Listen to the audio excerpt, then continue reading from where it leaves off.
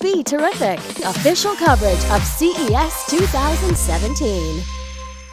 Welcome back to your live continuing coverage of CES 2017 on BeTerrific, your official media partner for CES 2017. Andrew's doing a great job over at the Sands. We're going to bring her back to the convention center eventually. We're going to send Jason out over there. We're all over the place, and we're having a lot of fun. We're here at the Las Vegas Convention Center on the grand balcony, high atop Central Hall.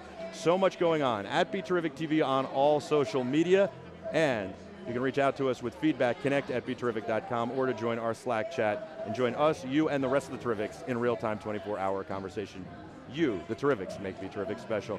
I've got a very special guest here. He's a legendary broadcaster forever. He's worked in the field for a long time. I'm sure he's cringing at the fact that I said forever, but he's also been to CES more times than I can probably count on my hands and my toes. And he's a good friend. He's the Senior Vice President of Technical Operations for CBS. Rich Cervini, thanks so much for joining us. Hey, Michael, good to be here. Thank you. It's great to have you here. You know, I want to talk about a lot of different things, but I wanted to start with talking about how the broadcast industry, streaming, and all of that has changed. I mean, anybody can be a journalist here.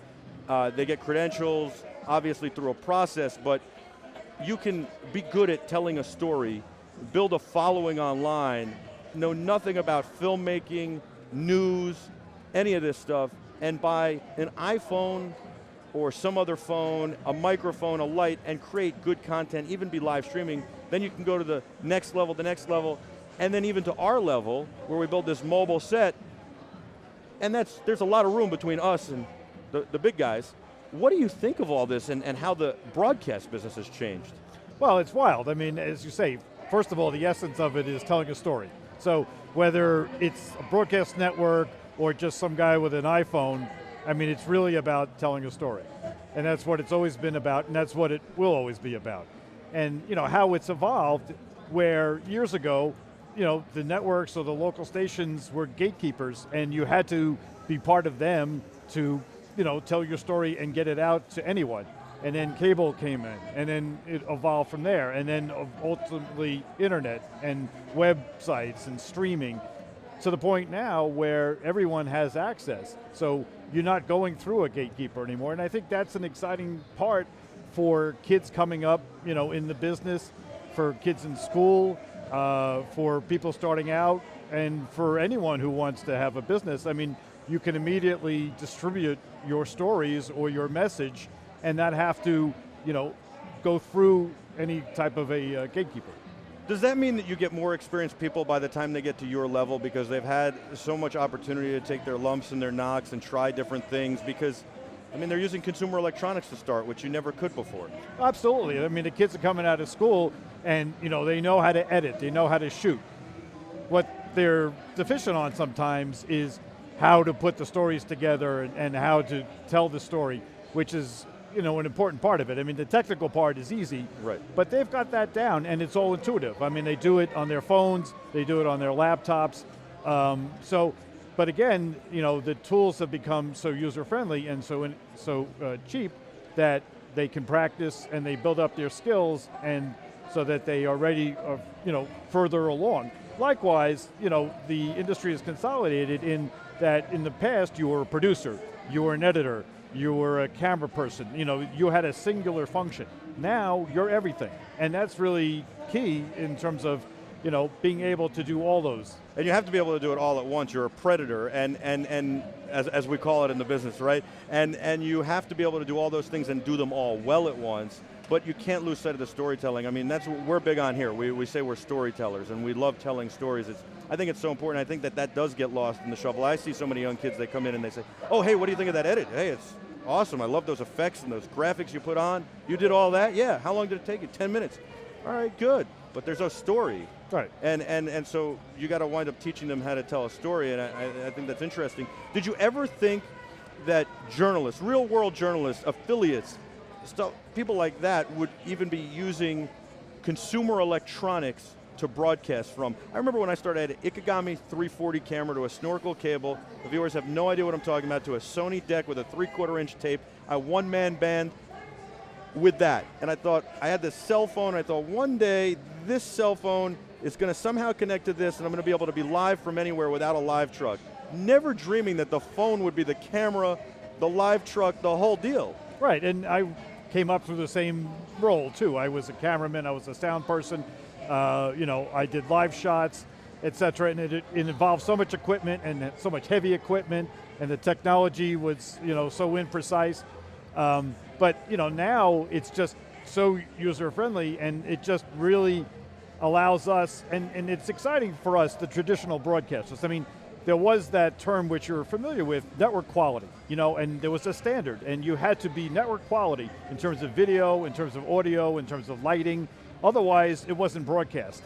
And then in some ways, when Oprah was on the air with her show, she started, and Oprah had very high quality standards, and she started using Skype for her two-way interviews, her satellite interviews, and everyone, oh my gosh, Skype. And the quality was good, and it made it a lot more accessible. And so I think that, more and more of that was integrated into daytime talk shows, which still had a higher standard. News, at that point, news, if it was good video, you didn't care what quality was at. I mean, it was, news quality video.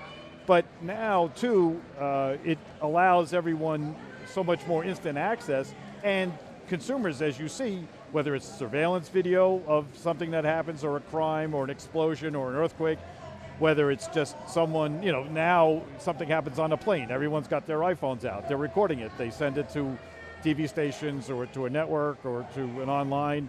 So everyone is, a journalist in some ways, and it just allows us much more access. And likewise, too, I think what this does is, with our traditional shows, it was an older skewing audience. But now, with these tools and distributing on multi-platforms, whether it be online or mobile in other areas, it allows us to reach a whole different audience because, face it, the younger generation is not necessarily watching television. Right. So this is now given us the vehicle to get our stories and programming out to them. And you do that through ET Online and InsideEdition.com, yep. Insider, etc. And those sites are first, second, third in place in terms of entertainment video, news video. We distribute it through other sources, and it gets out there in various forms. And in many cases using the same technology we're talking about and that we have here in our mobile setup, which is truly remarkable, and it's something to be very proud of what you guys accomplished over there as well. How did you get your start in news? I know you said you were a camera guy, and then a sound guy, and then an editor, and all that, but I mean, how did you decide you wanted to be in news, and that's what you wanted to do? Well, I think, I was in radio, and then I evolved into studio television, and I think at an early age, to go out in the field and to cover news, to see things that you would not normally see, to be a combination of a journalist, a police, a fireman, a reporter, to go places, to be bringing back these stories live or on tape, to see your work immediately that night, when I was in local news. I worked for NBC for many years in local news. There was a real satisfaction in that. And then because you got to use your photographic skills, your journalistic skills. I was going to say, wasn't that the best feeling? You'd work all day on a package, you'd get the final edit done, and then you'd get to sit back and watch it on air. I mean, it's just like you felt like every day you felt like you accomplished something monumental. Right. I mean, you were making mini movies in many cases. I mean, sometimes you were just doing a press conference, or you're doing a purple walk or something else. But in many cases, you would go out and be able to shoot a feature. And, with a feature film, I mean, they can spend years doing that. I enjoyed the satisfaction of immediate gratification. Turning it around quickly, turning it around that night. There's a whole different skill set involved in that. And it's sort of, what exists today, where things are turned around so quickly because of the technology. I mean, we'll go out and shoot stories and record them on devices, but we're also streaming them back. And then there's multi-platforms, putting this together. The archiving has got to be a really arduous process, because you got to get the feed that you're live streaming in, then the perfect feed from the field, and then what do you save and what do you cut, what was in this, and then can we put in the package for later, can we put in the better content that came back? I mean, it's got to be arduous, and then everybody's a stringer, basically, as you kind of alluded to before. You get cell phone video from somebody. They're a stringer. What are the biggest challenges, though, in the business today? Is it really figuring out how to generate revenue and do ad sales through online content, or is it just, I mean, what's the biggest challenge?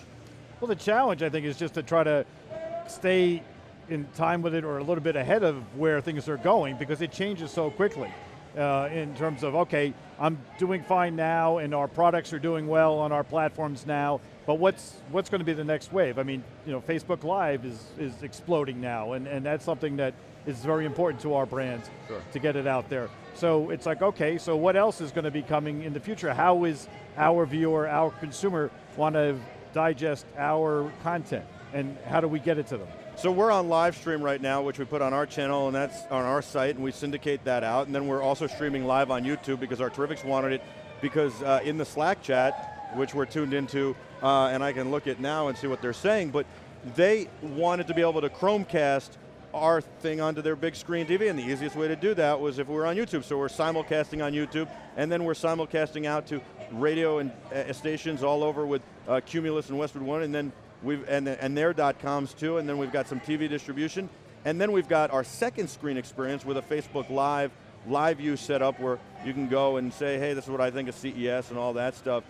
I mean, but it is hard to figure out what goes where and how it goes and where the best places to reach people, but, and you're right, you bring up a very good point. Well, the beauty of being part of CBS is that, CBS, besides the traditional platforms and all of the different divisions, sports, news, entertainment, has a huge CBS Interactive. It's huge, and services all those divisions, CNET, et cetera, and they are the leaders in terms of network digital distribution, and we're part of that. So we work with them in getting our various brands out there. They have a beautiful set with a video wall here, by the way, over in South Hall. I saw it the other day at CNET. It's tremendous, and they do a great job here. We've watched their coverage for years as well. You guys just all do a wonderful, very professional job, obviously, but it's interesting when you have network and then you've got interactive and how they all mesh so well together. What did you start your career using? Like what was the camera and the deck, and what kind of tape? It was a TK76 was the camera. It was a VVU 50 or 110. Heavy is sin. It was a two-man band, thank God. I think I made the transition into management when they won one-man band. And I'm like, but the downside of that was I didn't have to shoot one-man band, but I had to make it work. And that was a tough transition. Absolutely, especially in the beginning. All right, you've been to CES many years. What are some of the trends you notice here as you walk around? You've been at the Sands, you've been here. What have you noticed here?